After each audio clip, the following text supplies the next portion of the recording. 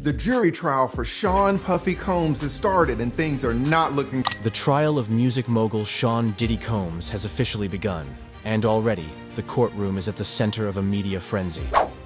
Reports have emerged that during the presentation of one of the most disturbing pieces of evidence, what prosecutors are calling a freak-off video, Combs visibly lost composure. According to insiders, he interrupted court proceedings, asked the judge for a bathroom break, and appeared close to fainting.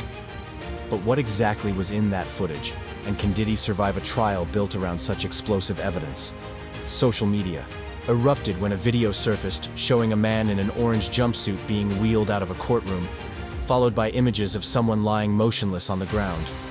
Rumors quickly spread that it was Diddy himself who had suffered a breakdown in court.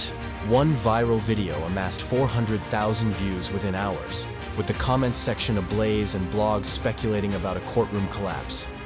But while the internet ran with dramatic headlines, the actual story was more subtle, yet perhaps more telling.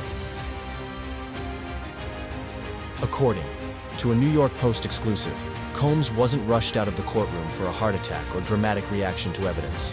Instead, sources confirm he was transferred from the Brooklyn Metropolitan Detention Center to a hospital late Thursday night for tests related to an old knee injury. The injury reportedly dated back to his participation in the NYC Marathon in 2003. Officials arranged the late-night transfer to avoid media attention and to maintain order within the prison. As is standard practice, the Bureau of Prisons declined to comment on the specifics, citing privacy and security concerns.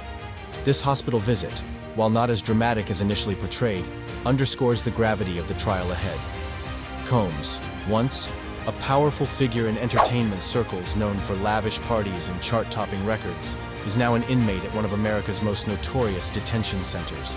Since his arrest in September 2024, he has been held at MDC Brooklyn, a facility with a reputation for housing high-profile defendants and known for its harsh conditions. But the stakes are far beyond Diddy's personal comfort or viral headlines. This trial, described as potentially the most explosive celebrity case of the decade, is centered around allegations so serious they resemble the takedown of a criminal syndicate. The charges against Combs are part of what federal authorities are calling the Combs Enterprise, a criminal operation allegedly involving trafficking, forced labor, kidnapping, arson, bribery, and witness tampering. It's a stunning fall from grace. Just 2 years ago, Diddy celebrated his 53rd birthday at a $61 million Beverly Hills mansion, surrounded by stars like Jay-Z, Travis Scott, Mary J. Blige, and Machine Gun Kelly. Fast forward to 2024, and that same mansion was raided by federal agents who reportedly found equipment tied to the so-called freak-off sessions, along with over 1,000 bottles of baby oil, a detail that has since become a dark symbol of the case. The catalyst for this legal saga was a lawsuit filed by singer Cassie Ventura on November 16, 2023. Ventura, who had been romantically involved with Combs for over a decade, accused him of violent physical abuse, including repeated beatings, black eyes, and even kicking. But the most shocking element of her complaint was the introduction of a term previously unheard of in legal documents: freak-offs. These alleged freak-offs were multi-day drug-fueled events during which Combs reportedly coerced women into sexual acts with male escorts while filming the encounters. According to federal prosecutors, the tapes were later used as leverage, effectively blackmail, to ensure silence and compliance from the victims. Ventura's lawsuit opened the floodgates. Soon after, Joy Dickerson-Neal accused Combs of drugging and assaulting her in 1991. Then, Liza Gardner claimed she was assaulted at age 16. By October 2024, attorney Tony Busby announced that more than 120 individuals, including 25 minors, were prepared to come forward with similar allegations. The federal investigation picked up steam. On March 25, 2024, Homeland Security agents raided Combs' homes in Los Angeles and Miami. The scenes resembled something out of a crime film. Agents in tactical gear, armored vehicles, and even Combs' sons being temporarily detained. The search uncovered incriminating videos, controlled substances, and further evidence related to the alleged freak-offs. This trove of evidence would form the backbone of the federal indictment issued in September 2024. Among the most damning accusations are charges of racketeering conspiracy, sex trafficking by force, fraud, or coercion, and transporting individuals across state lines for prostitution. If convicted on all counts, Combs could face 15 years to life in federal prison. But even more disturbing than the charges themselves is the pattern prosecutors say they've uncovered. A coordinated network within Combs' inner circle that allegedly facilitated and covered up these crimes. Prosecutors allege that security, staff, personal assistants, and even high-level executives were part of the so-called Combs enterprise, all allegedly acting under Diddy's orders. This was no individual misconduct, the government claims. It was a system designed to exploit and silence victims. Jury selection for the trial began on May 5th, 2025, and already, the entertainment industry is watching with bated breath. Prosecutors' case is heavily reliant on the so-called freak-off videos, which they argue depict non-consensual acts and systematic abuse. However, Combs' defense, led by attorney Mark Agnil, paints a vastly different picture.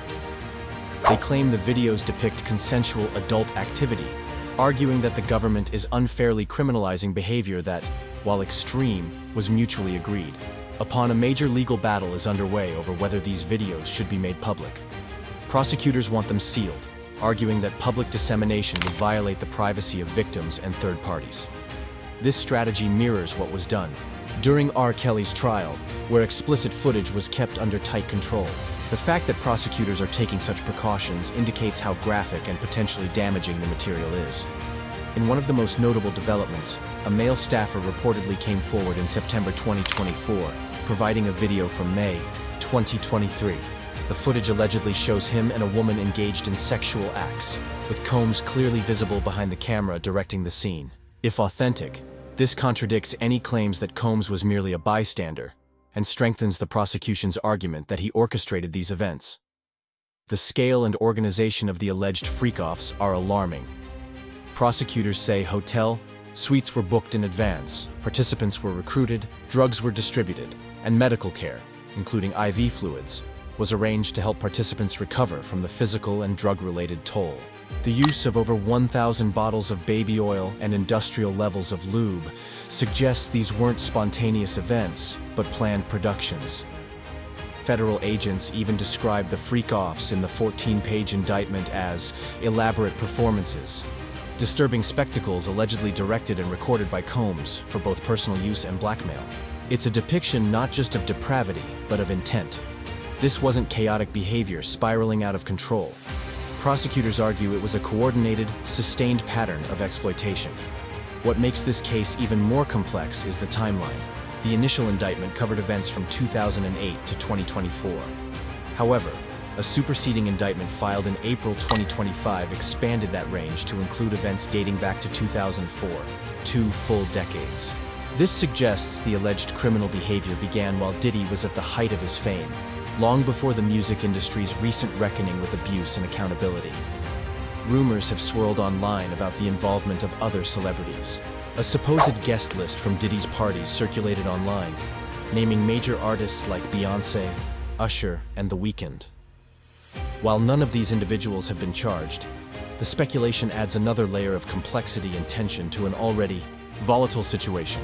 There are even claims from Jaguar Wright and others about these videos being sold on the dark web for astronomical sums, though such claims remain unverified. Yet the real strength of the government's case lies not in internet rumors, but in their confidence in the evidence. The superseding indictment added new counts, broadening the scope of the alleged enterprise. Prosecutors appear to be systematically building a case that not only accuses Combs of horrific individual acts, but situates him at the helm of a criminal network. Attorney Mark Agnil continues to argue that this is a case of government overreach, painting his client as a target due to his race, success, and celebrity status. Agnil is expected to challenge the credibility of witnesses and the interpretation of the videos, insisting that the events were between consenting adults and that no crime was committed. But with each new piece of footage and testimony, that defense becomes harder to maintain. One of the more unsettling aspects of the case is the use of medical care. Prosecutors allege that some participants needed IVs due to exhaustion from drug use and physical activity, and that Diddy's team arranged these treatments regularly. This level of organization implies awareness and acceptance of the extreme toll these events were taking. further supporting the prosecution's argument that this wasn't accidental, but methodical abuse. As opening statements began on May 12, 2025, the world tuned in. This trial isn't just about Sean Combs, it's about the systems of power in the entertainment industry, the complicity of those who turned a blind eye, and the culture of silence that allowed Al